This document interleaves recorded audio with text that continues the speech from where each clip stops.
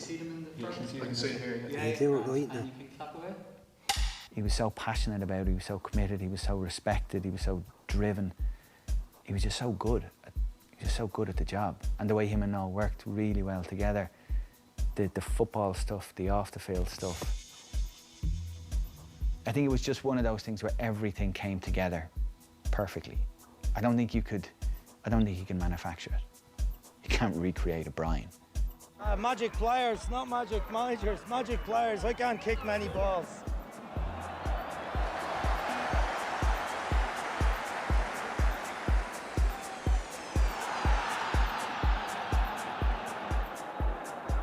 I guess it was the start. It gave me the belief that maybe I belonged in the big time. We were a power in European football at the time. It was just mates, just all mates who played with each other in the junior leagues or against each other in the All Ireland competitions. You felt like it was another like group of parents almost. They kind of took you, gave you a big handshake, big hug, and it was straight into understanding of we can win here no matter what team we were playing. That was the start of my career. That was the start of something that I was hoping there was going to be a success. You know, and it has to start in certain places. And for me, it was, you know, the start was in Iron Appa in Cyprus, where we had an unbelievable team spirit, unbelievable manager and coach, and just everything just felt right there. Everything felt right. It felt comfortable. It felt that this green jersey fitted me perfectly, and that I want to wear this for a long, long time. There was certainly a sense that in a footballing context, we were sort of making some progress. We had a bunch of young players who were coming out of largely out of big estates around Dublin, which were in many cases not great places to be. Tala at the time was very underdeveloped. And so it was remarkable the number of lads who came out of there, given the quality of the facilities they would have been playing on out there. It was a great, really great feel-good story. The senior team, we qualify for tournaments and we go out there and we're hard to beat, you know, like, well, you'll never beat the Irish, yeah, for sure. But, you know, here was an Irish team that wasn't just hard to beat, we were beating other teams, we were beating good teams, you know, we were winning tournaments. Something special just happened for those 2 or 3 years, which hasn't happened since. I think the Charlton era and the fact that we could win and found a way to win, 99% of the people in the country didn't care how we were doing it, we were just glad we were doing it. I cared, and some other serious football people cared a bit and I didn't enjoy looking at it. And I was there, I was there at a lot of the matches. But to be honest, I was busy at the time managing Pats, and it was much more important to me than how the Irish team did. I was much more engrossed in that and enjoying it and loved the struggle and the battles. There was great people around the league, but we were kind of ignored. We were separate from the international team, so we had no involvement in it. As I saw the demise of our youth international teams, the lack of respect towards them, and it annoyed me. And that's actually why I applied for the job. My intention in applying for the job was that if I got it, I would try to restore a bit of order to it and give the job the respect it deserved. I just put a note in the door one night. We'd actually beaten Shamrock Rovers on a Friday night, and I was in very good form, and I knew it was a closing day. I think it was 5 o'clock was the closing time, but I decided late that night, after having 1 or 2 beverages and a sandwich or 2, that I would get down to Merrion Square and put a note in the door saying I was interested in the job. We were kind of conscious of bringing them in to our bubble, our Irish bubble, our Irish international bubble, which I'd like to think was a very welcoming, calm place with good discipline, but great fun and great encouragement, and the idea of giving players confidence and giving them some guidelines on the future as well, but giving them confidence that they could achieve extraordinary things. We'll go and watch it. If you're playing in England and you might be playing a reserve game or you might be playing an underage side, and it'd be in the back arse of nowhere, you'd go watch it and you'd go for a meal with you afterwards and you'd have a chat with you. He's just inspires you just to be around him, and he talks so much sense. Himself and Noel genuinely believed we could go there and win, and whatever he was telling us was what he believed was the truth. Now, do you just want me to run through who's who?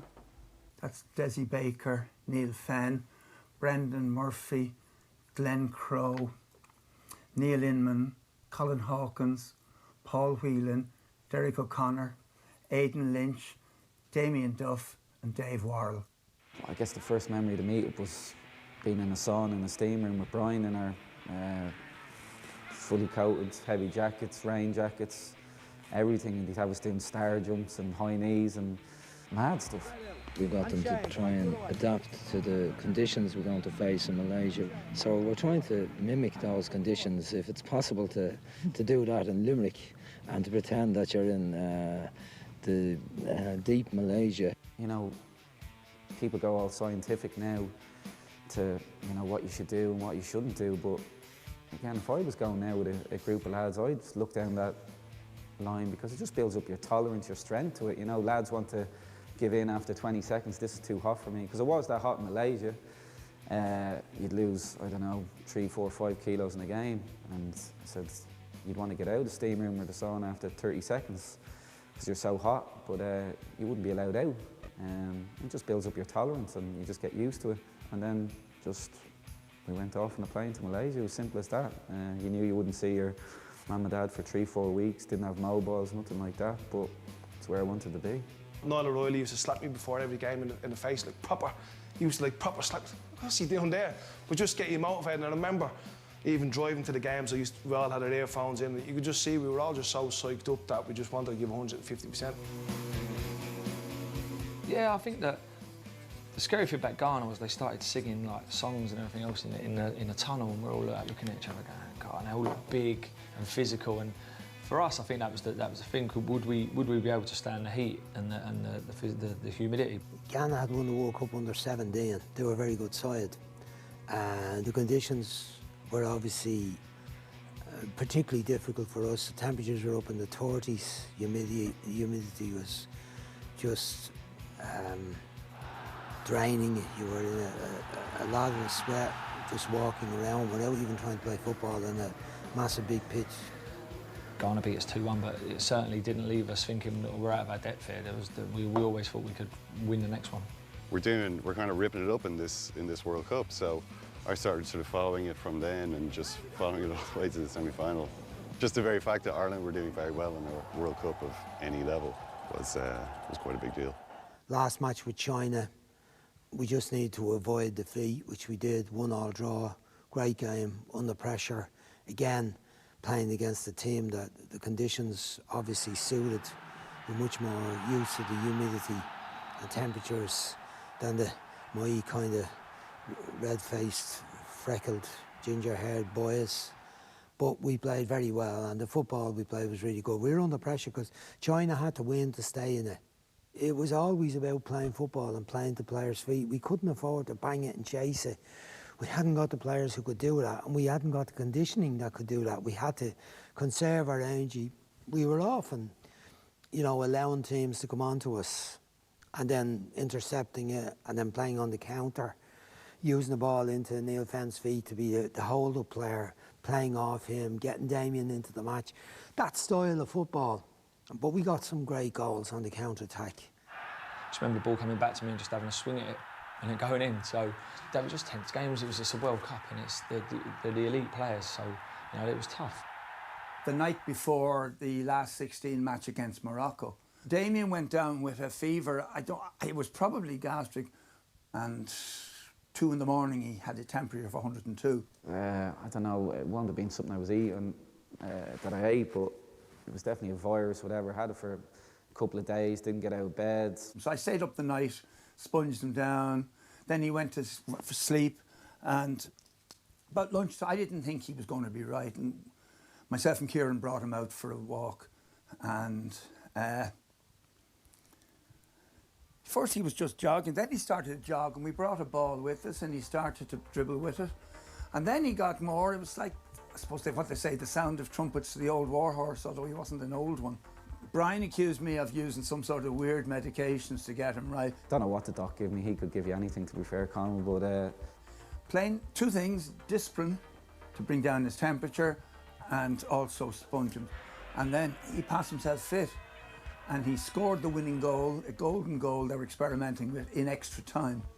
And I still remember that goal because he beat two men and then veered off to break the keeper's angle. But his run, our dugout and the goal were in a straight line and he was running along that line. Before the ball was in the back of the net, we were off the bench and running. Yeah, I got on the pitch and felt terrific. Worst game. Don't know how it lasted 120 minutes or whenever the golden goal went in. And I think for me, that was probably my moment of the whole tournament, seeing that ball hit the net. And I remember being so excited at seeing this young player, the little skinny lad on the left wing, been brilliant on the ball, comfortable, balanced, tricky, fast, acceleration to leave players, could go inside or outside, darting runs, and just been going, God, what a player. Listen, he always had a soft spot for me, and he just wanted me to play. I think that once we beat Morocco, then we're looking and then you're thinking, right, there's only 3 games to go, was it? So players were having to rely on what I told them from bits and pieces I picked up, whether it was from highlights or bits of matches that I saw or wherever I managed to dig out a bit of information. But I was happy once I saw Spain that we could devise a plan to beat them. But I remember being confident in my own head that we could, with the way we had played and with the confidence that was growing among the players, that we could beat Spain. The ball came across and I went around your man and then I was going to shoot and seeing a big lad coming across me, so I said I'll just take a by him. As I took a by him, he took me down and we got the penalty.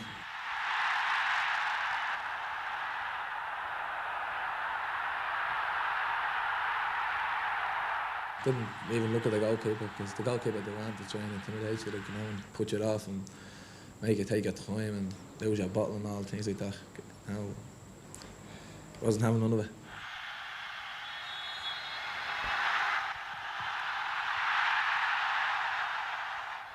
Proud Irishman. We always think we're the proudest country in the world. We've unbreakable spirit and what have you. And he just tapped into that. He'd have us believing. You know, the games weren't even on TV until I think maybe the quarters, semis. He'd have us believing that the 4 million people back home were thinking about us that day, whether they're on a bus to work or watching it, even though it wasn't on TV. He had us believing it was, and that everybody was thinking about us and cheering us on. So it made you feel 2, 3 foot taller. Argentina next, take on anybody at the moment. You boy. But they had Cambiasso, Raquel May, Walter Samuel. They had 5 or 6 players that went on to play international level. But then you're looking through it and you're saying, right, Argentina, what was their last score? And then they were wiping the floor of the teams. I'm not sure if that ever crossed our minds that we could go and win it. It was just a case of, can we just give ourselves a chance by being in the game, don't give anything away. We were never going thinking we'd get a medal.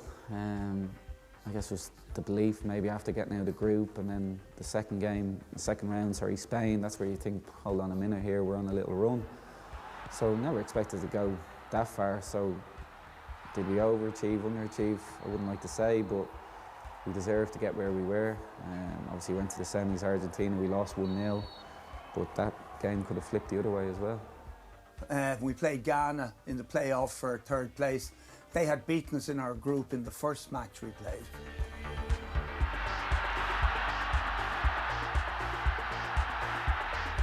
The 2 goals we got, I think, were good enough to win any match and win any medal. The second goal, the construction of it, the delicacy of the pass from Thomas, and the finish by Duff shows again he's a class player.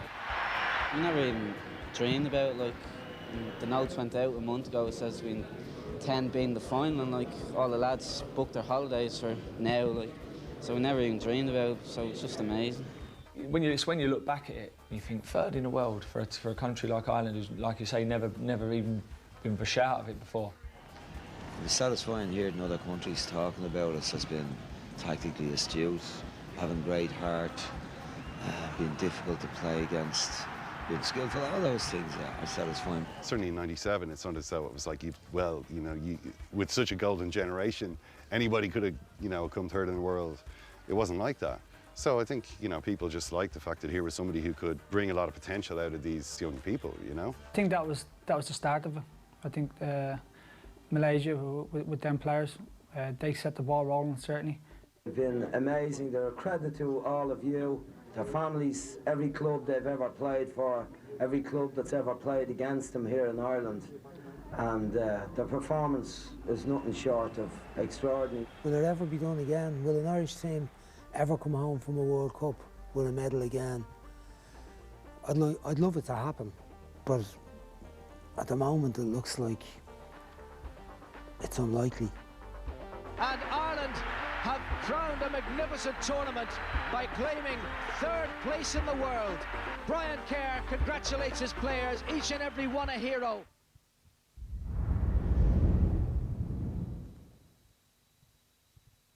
My next guest is suffering from a horrific disease that's becoming more and more common in this country. It's a terrible affliction suffered by many. He eats, sleeps and drinks football. Will you give a warm welcome, please, to Mr. Brian Kerr?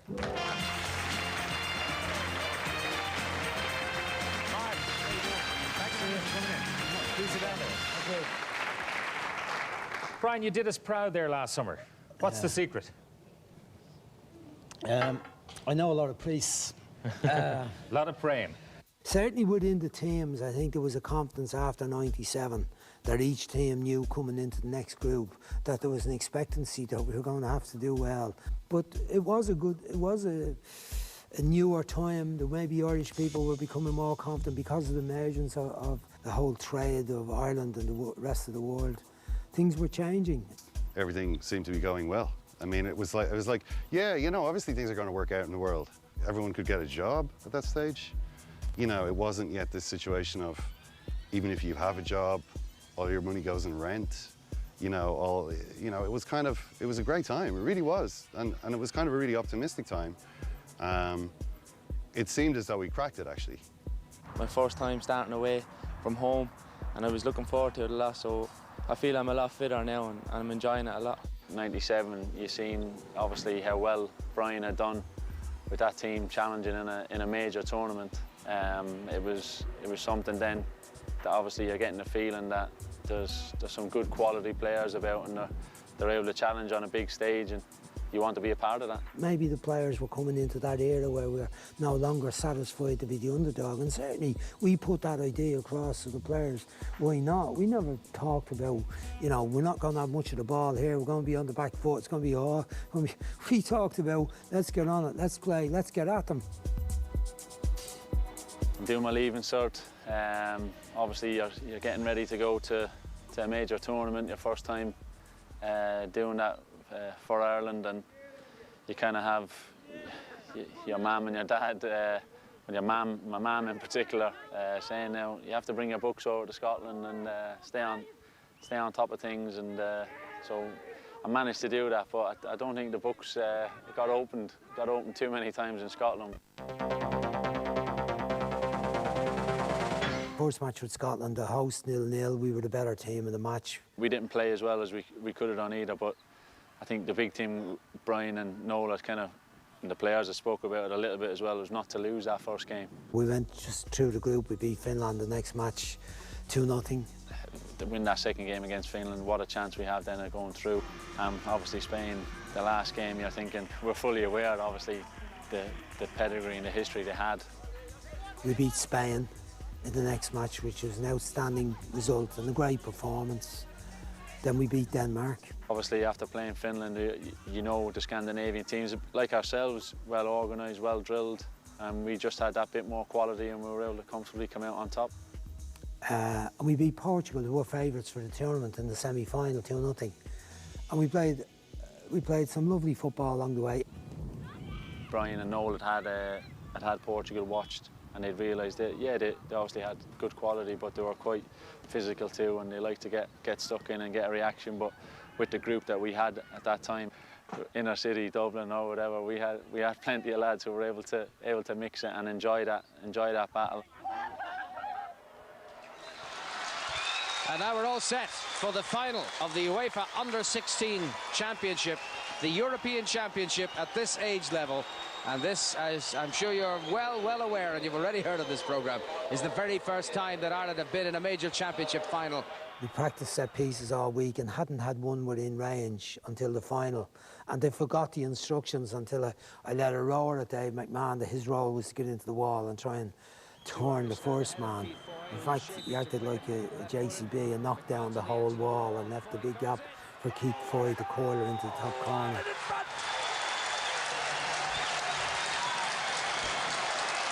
And no more than they deserve. You know, that midfield of Sean Bourne, Liam Miller, Graham Barrett, outstanding technical players. Andy Reid, Brendan McGill, pacey, small, old-style Irish wingers, I would have said. And Dave McMahon gave us a bit of strength. The back four, John Thompson right back, John O'Shea, another Centurion, Jim Goodwin, and Keith Foy left back, Joe Murphy, a goalkeeper, brilliant goalkeeper. It was a great team. They played. Oh, the opportunities here. There's it! And David McMahon has put Ireland back in front, and Ireland are the champions of Europe for the very first time. And Brian Kerr and Noel O'Reilly have masterminded what must rank as the greatest achievement. It's a fantastic win. I'm delighted for everyone. Winning the manager, but a winning team. What a performance. As the French technical director said to me after the final, he said, when you beat Spain, Portugal and Italy in the one tournament, you're definitely the best team in Europe.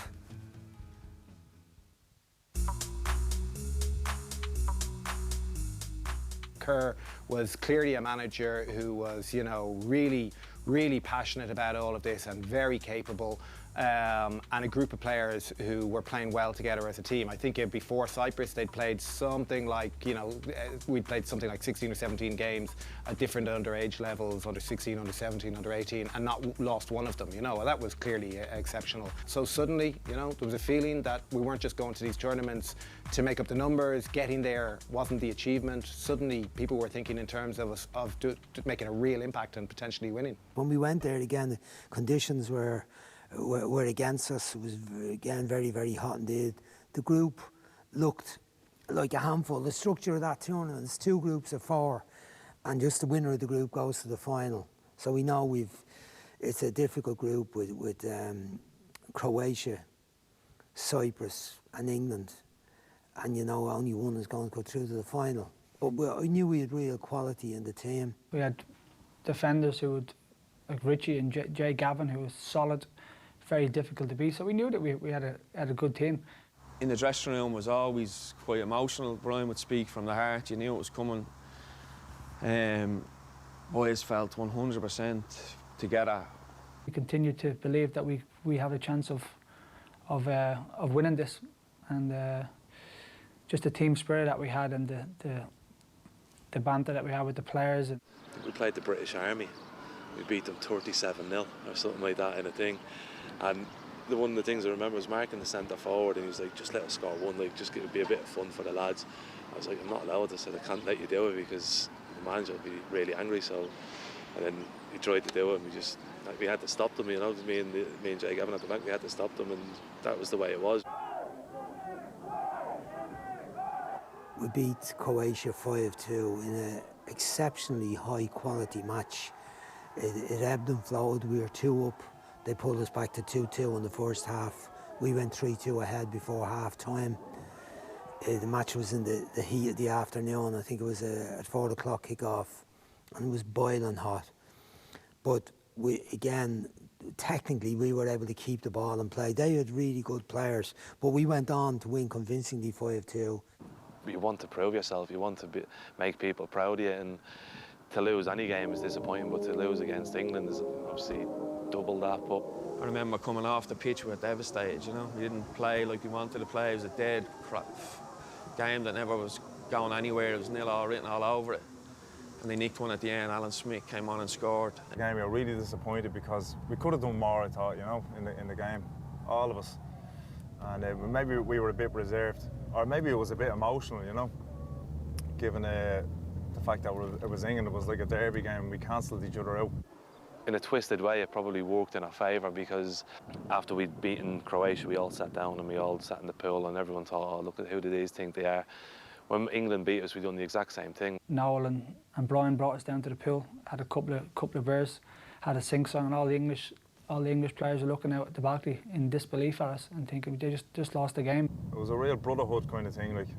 And then I remember the next morning, everybody's mental attitude had changed. It was so positive. Everybody came down with breakfast and says, right, we're going to have another go at this. The Eurosport adverts at the time was Sunday, Germany versus England in the European Championships final, which probably gave them a little bit of a thing, thinking they were through, and gave us the kick that we needed just to get ourselves going again, just to put that belief back in our heads. But he just pulled us together again. We were all sat around the pool, feet in the pool, everyone sang a song. The team just went boom again. Of course we were disappointed, but we knew that it's such a short tournament that we need to get ourselves back on track and not feeling sorry for ourselves, and that's why Brian was very good and Noel of creating a good atmosphere with the players. And it wasn't until we really got to the hotel and the Croatian lads came in, we were celebrating with them like they were our best friends, you know. We didn't even know them, we didn't even really speak their language, but it was a phenomenal experience watching them walk back into the hotel, because we were all in the same building, knowing that them beating England had got us into the final. England management had been very, very presumptuous about the fact that they felt that they were going to qualify for the final. I mean, Howard Wilkinson had met Brian Kerr in a hotel lobby and complained before the final round of games that as finalists, the finalists were going to have to, the management were going to have to go to Nicosia, I think it was, for a reception on the day of the final. And he was already complaining to somebody who was still in contention with him to be that finalist manager about this kind of, you know, how unreasonable this was and how he wasn't going to do it. And so that was the sort of attitude that had overshadowed the build-up to the game. And there we were a couple of hours after it, sitting around the pool with Noel O'Reilly singing, and all the players singing Leaving on a Jet Plane, you know, under the windows of the English players' hotel rooms. It will be the second time in just 3 months that a Republic of Ireland youths team has contested a European final. Germany are the side they must beat to extend a golden run for Irish underage soccer by completing a European double. They were big, strong, powerful lads, even from walking out, but we'd faced that before. I think we were just glad that we were there, because we wasn't really expecting to be there. And he had some good players, of course, but we weren't scared of them. I think the problem is when you play against these teams is that the name scares you more than actually the players, because what Germany have done, you know, as a nation in terms of football. And once the game kicks off and the nerves settle down and we're holding our own, we'd been in loads of games before where we hadn't had the majority of possession, but we stayed patient, we stayed calm, we didn't get too flustered, because we knew the chances would come. We scored a truly magnificent goal. I mean, to this day, I still love looking at it. Start from a throw-in, build-up play through the middle. Barry Quinn, Alan Quinn's involved 3 times. Eventually, Robbie flicks it back with the outside of his foot. I seen the goalkeeper running out, and from the line, I knew I'd get a flick. It's an open goal for Alan Quinn's. Alan Quinn had scored! Ireland go in front! 19 minutes to go! We just had to hold on a little bit, which, when that goal goes in from Germany in the last couple of minutes, it was probably the most worn out I've ever been on a football pitch in my life. Once more, and the chance is now there for Lechner, but it's... Oh, they've done it! In the most dramatic fashion possible, Germany have got their equaliser. And they scored. The beep went in Noel's watch for the 92nd minute, I remember. And a second later, the ball went into the net for 1-1. It was devastating at the time for the players, for everybody.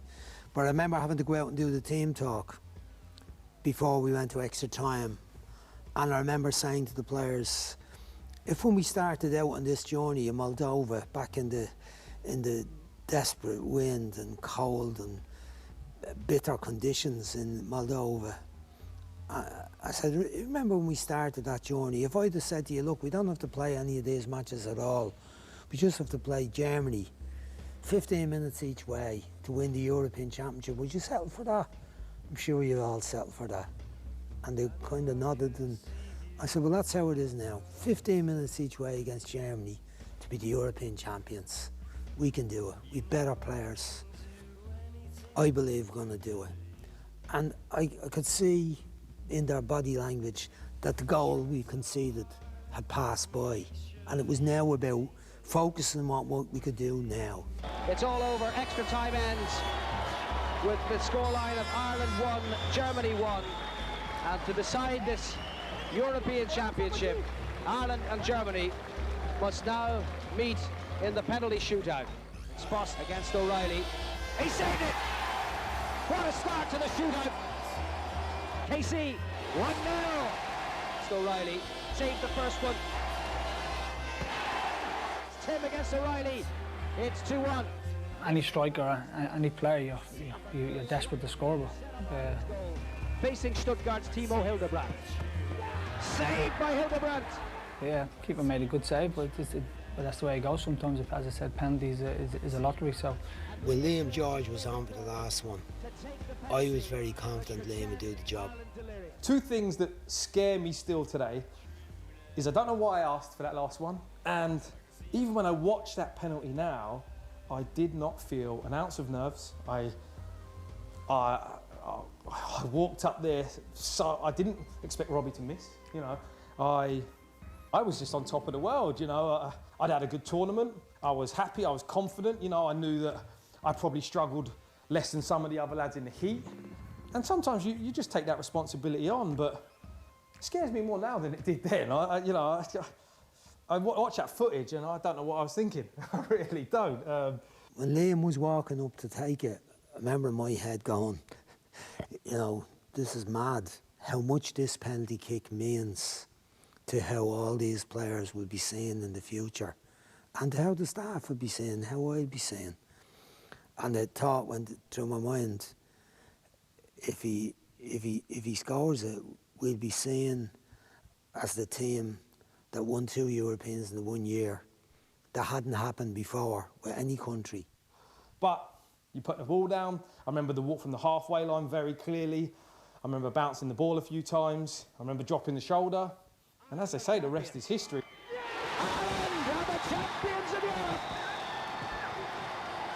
It's just been so tremendous. Everyone's friendly, like they treat you like your family. It's just been quality. Out of the feeling and the amount, like, it's just incredible. It's just one of the moments in my career that I look back and just smile every time I see pictures. We're in Cyprus together, European champions. It's just like, it's surreal. Surreal, really, but we felt we achieved it all together. It was great feeling. Just the relief of that penalty to win the last by Liam George.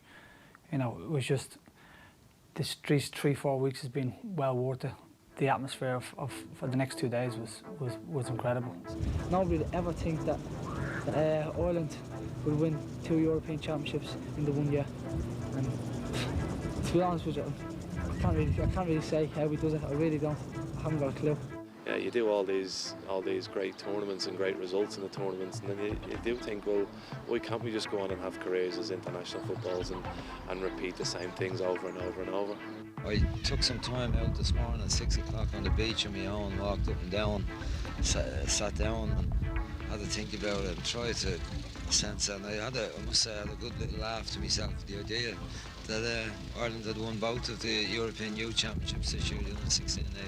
I haven't won the trophies, the players have won the trophies. Myself and Noel have put a bit of shape on it, as I said, and a bit of guidance, but the teams have won them. But it's lovely to be involved. It's a very, very special time. But it was phenomenal because it meant that all the people who had worked in schoolboy football at the ground roots level in Irish football for years now saw something tangible, now saw the players that they had helped produce achieving something almost miraculous in the achievement, and with a bit of style. For the second time in just 11 short weeks, Brian Kerr has masterminded a championship winning performance. But who is to stop Brian Kerr?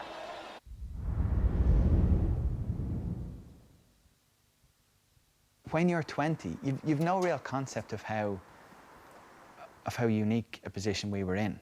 To be in this generation, which was never heard of beforehand or since, where you go to tournaments hoping, expecting to winning, and actually winning, and going with expectations of success.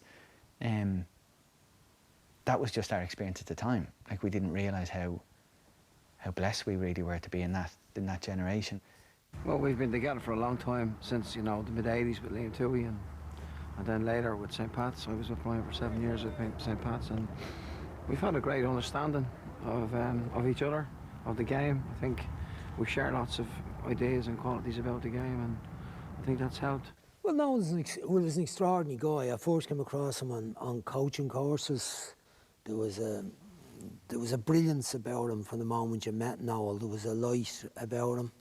But there was a deep intelligence and a love of football. And he was always trying little tricks with the ball and showing off a few little tricks that he had. But he was a great instinct for people and their qualities.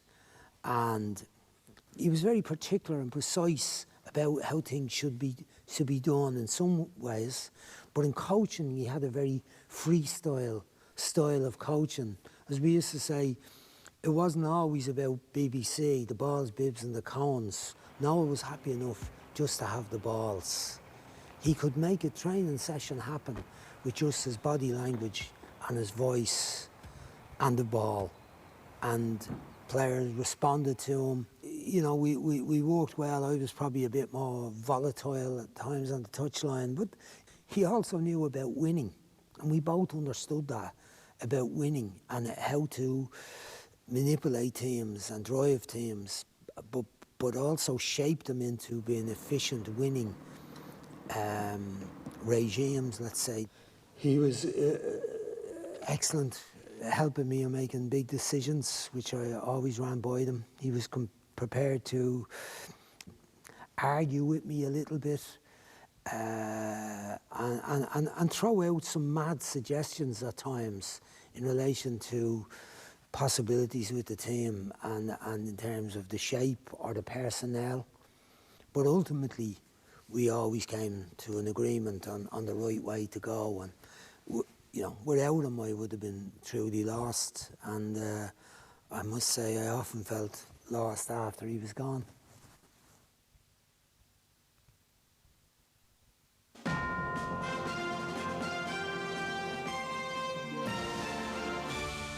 Like all those tours, I mean, the venues were never going to be in Iceland, you know. They were once and suited us. But in general, they were always in the hottest of places. Cyprus, Malaysia, Nigeria, in the heat of the summer. So we arrive into Lagos Airport late one evening, and Brian has a plan. He has a plan to get up the motorway that night and to train the next morning in Ibadan. And we all just take that as read, that that's what we're going to do. But we arrive in the airport and it's stiflingly hot, and we're waiting around. And initially, I don't think we, the journalists, knew really what was going on. But it then became apparent that we couldn't go to Ibadan, and there was no real kind of plan B at that stage, because there had been this confidence that this was going to happen. Brian is like losing the head. He's demanding that we get taken up the road, you know. And there's an army officer there who I think is going to be, you know, there's going to be a motorcade for the team wherever they go. And he's telling Brian that, you know, it just can't be done. The road's not safe. And Brian is demanding, he's going, bring me one of your generals. I want to talk to the top man. I want to talk to the top man. I want to get up that road tonight. We are training in the morning in Ibadan. And so the guy goes off, and an hour later or something like that comes back with a guy. I don't know whether he was a general or not, but he was wearing a pretty serious uniform. He was pretty high up, I think, you know. And Brian said to him, I want you to give me enough soldiers to get me up that road tonight. And the guy very calmly said to him, Mister, I don't have enough soldiers. The journey from the airport to our hotel the following day, because we were all lashing water into ourselves to hydrate, we were told to do this. We all needed to go to the toilet constantly. but the bus wouldn't stop on the road for security fears. You had to keep moving. Everywhere we travelled, we had like an armed guard either side of us. And so you had 20, 23 lads, whatever the squad was, all needing constantly to go to the jacks. But we couldn't stop. So this bizarre scene where we were all drinking water, and then we had to save the empty bottles of drinking water so that people, while still in the bus, would go to the toilet in the water. And then we'd have to obviously get the bottles of like wee out of the bus. But then we realised actually we need the bottles. So we then had to work out a system where you'd be able to pour the wee out the window without any splashback on the people in the previous rows. Yes, the glamour of youth international football tournaments. Nigeria, we were up against it, but it was a great team, and we played very well. We came out of the group. Mexico beat us in the first match, then we beat Saudi Arabia. Brilliant goal, Steve McPhail got a volley from a corner. Magnificent goal. We hammered Australia, the last game in the group. Now I went into '99 World Cup, think we were going to go and win it, and when we got knocked out in the second round, there's probably 2 times in my football career when I was distraught. It was the Henry handball, and it was '99 when we got knocked out by Nigeria. They're the 2 standouts, because I expected to go and win the World Cup, and Brian gave us that belief. And you know, for an Irish team to go to a World Cup and expect to win it, that all came from him. Probably the one where I definitely expected us to be up and around. I felt like that group was stronger than the '98 one when you look through it. I know Damien said that about a massive regret it is for me. I think it was there for us to go and win. Getting knocked out the way we did as well. Should have won the game in 90 minutes, should have won in extra time. The chances, you missed penalties in the game.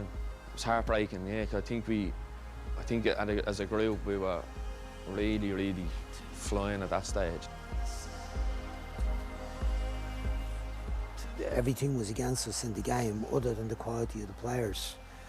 And we lost on penalties, and we were quite confident we could go on. We had a good team, certainly against Nigeria. We certainly a team that we could have beaten easy, and if it's all ifs and buts in it, we beat them, and then God knows what could happen. But I think by our standards, it was a golden generation. I mean, if you look at what would normally happen in an Irish team, you're hoping to have 1 or 2 players coming through in a year, and maybe filling in for somebody taking the chance of somebody else retiring, or falling off the end of the production line in terms of being 32 or 33 and needing to be replaced because their legs are gone or whatever. And yet in these tournaments you have whole clutches of players coming through. Obviously Robbie Keane and Damien Duff stand out. They were exceptional. They went to Japan and made a big impact over there. You have John O'Shea coming from the under-16 tournament, or the under-17 tournament in Scotland, and going on to have a phenomenal career as well. But you also had a lot of other players, 5, 6, 7 players out of the Cyprus group who go on and get captain. None of them owe their careers to Brian. I don't think that he would say that either. They had to fight pretty hard to come through that system. I remember speaking to Damien Duff about this. When he was at Blackburn, as like a 16-year-old. And he wasn't like a hulking, stubble-covered 16-year-old, you know what I mean? He was like a kid. And he was in this dressing room with like big, sort of tough guys. A really difficult environment for like a shy kind of kid, like from Dublin, who's kind of missing home. And like, that's a really hard thing to come through, to go through that for months and months turning into years. What is making it is playing for your country a few times, making it 100 times, 20 times, being paid to be a footballer throughout your whole life. Is that making it? Is making money from it? Is winning? Can you be a footballer your whole life and never win anything? Is that making it? So it depends what your definition of making it is. Do I feel that I achieved everything I wanted to do as a footballer? Nowhere near it.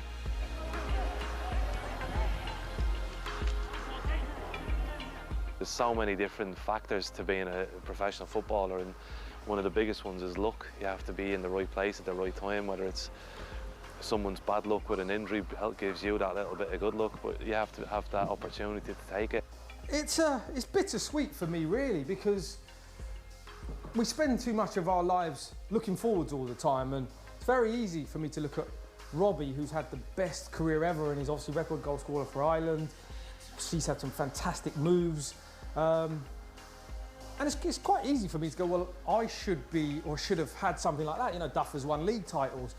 But at the same time, I look at my family and I look at all my friends and think, well, I was a professional footballer. You know, I played for my country. You know, I was lucky enough to win something with my country. So whenever there's a negative, there's a big, big positive. Yes, as a footballer, I didn't achieve what I wanted to achieve. The frustration is, do I think I had the ability to play higher and achieve things? Yeah, I do. But injury, luck, timing, they're all massive parts of football and life in general. So my ability in my own mind has never ever been in doubt.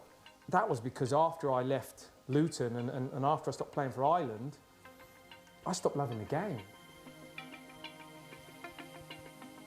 Everyone can't make it. It's never, I don't think anyone's come through a whole youth system as a team and all play at the highest level. It just doesn't happen. For me, you know, I never thought I made it. You know, I still don't even know until when I hang up my boots and say, I look back and go, you know, you did well. So there's me. Yeah. Went to Bristol Rovers and straight away just struggled. Started getting injured, lost a bit of confidence and sort of didn't get on with the manager, and all of a sudden, week after week, I wasn't playing. I was injured for 6 months and I started thinking, I don't know if I want to play anymore. And I went non-league and all of a sudden, I'm working then at night time on London Underground, and you're going from football to work, and it just become, I was glad when it finished, to be honest, which is quite sad for me because I left my friends and family from Dublin just for one reason, and that was the only reason was football. It wouldn't be for nothing else, and now I barely watch it, to be honest.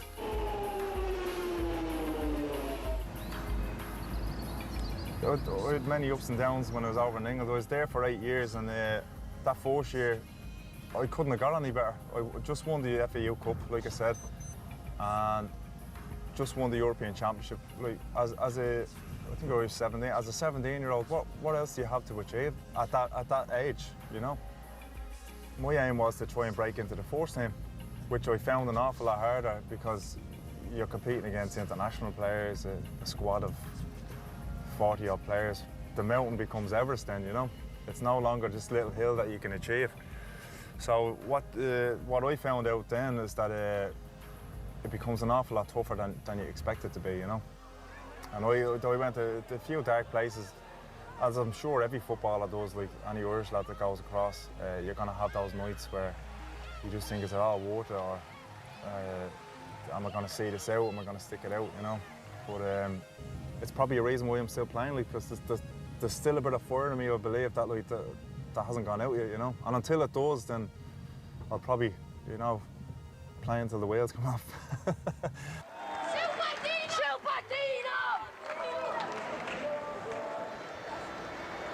There's been a good mix in the terms of happy and sad stories, in the sense of 20 years later, here I am, still battering away, having a career, and that just comes from your own, I think, your own personal passion and desire to want to keep playing. A good career, a bad career, whatever, it doesn't define the man. They were all just top guys that worked so hard and were so proud to pull on the jersey for the country. What happened in the years that followed was a lot of other, associations made huge progress.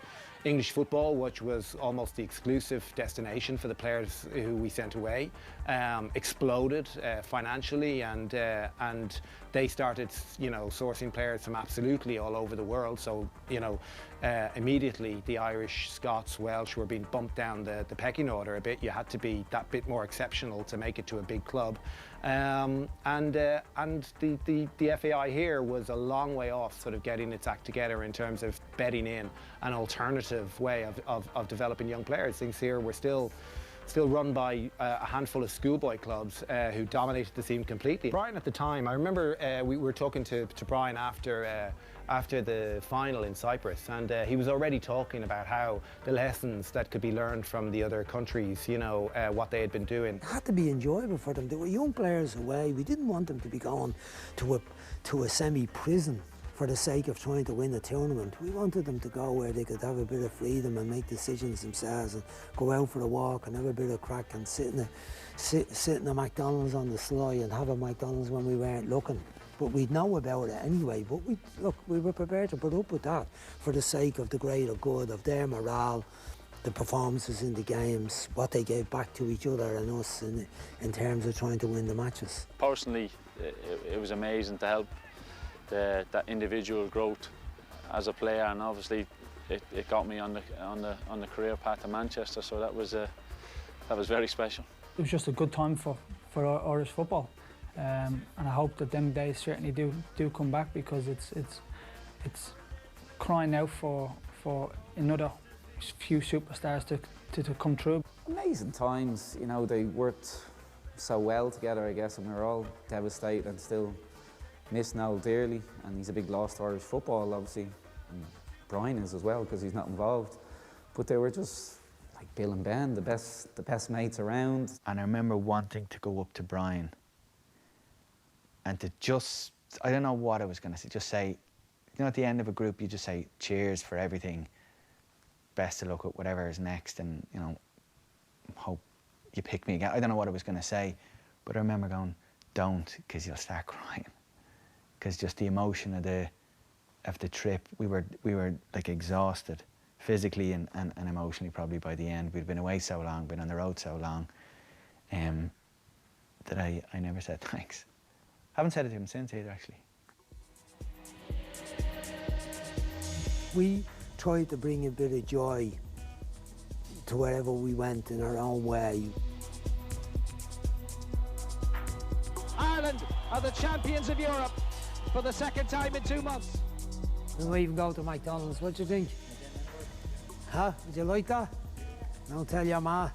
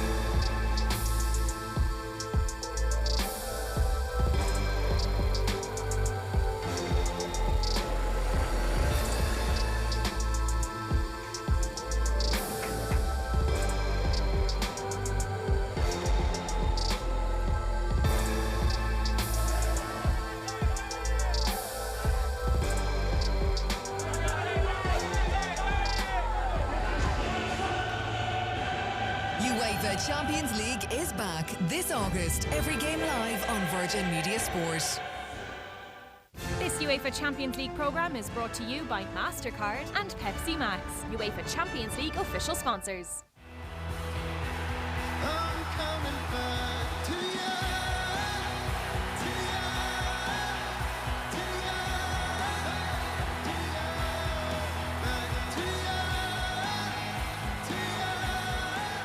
Guinness Pro 14, live on Air Sport.